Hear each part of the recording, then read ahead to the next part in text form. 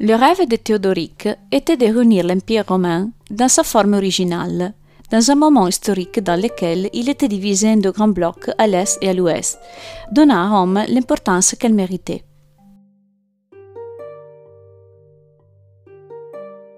Ce monument imposant et austère représente bien l'idée du pouvoir auquel aspirait le roi, qui a régné à Ravenne pour environ 33 ans.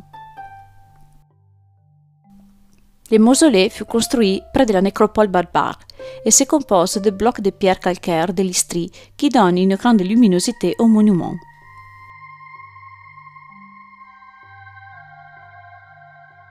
Considérant la dimension des blocs, la maçonnerie est mise en place à sec, mais elle est rattrapée à l'intérieur avec des crampons de fer.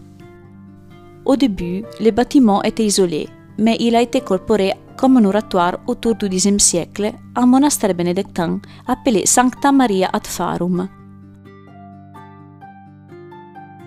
En proximité, en fait, il a créé un phare pour les navires car le village était situé très près de la mer.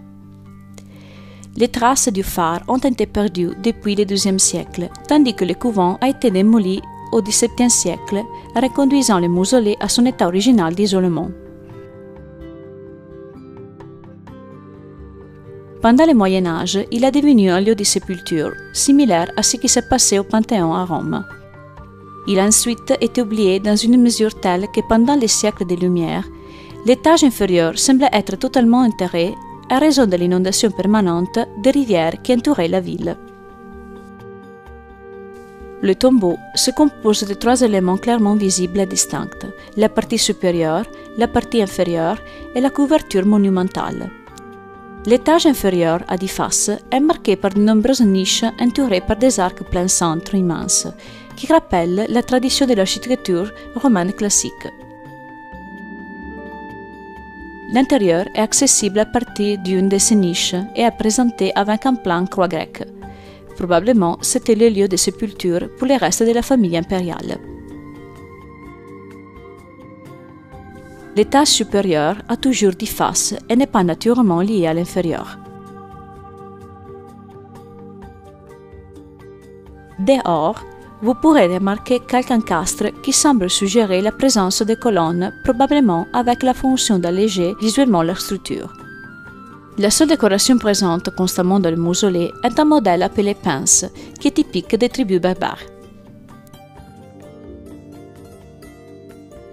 À l'intérieur, la salle est très dépouillée, ornée seulement par une croix polychrome en stuc sur le plafond.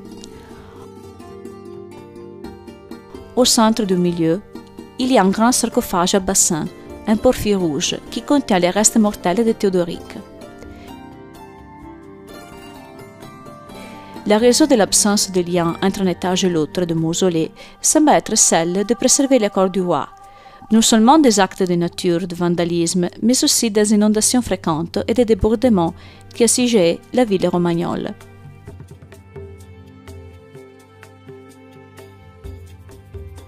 On pense cependant que le corps du monarque n'est pas resté longtemps dans son emplacement d'origine, vu que la haine suscitée par la religion arienne, à laquelle Théodoric était consacré, dans les chrétiens orthodoxes a été féroce.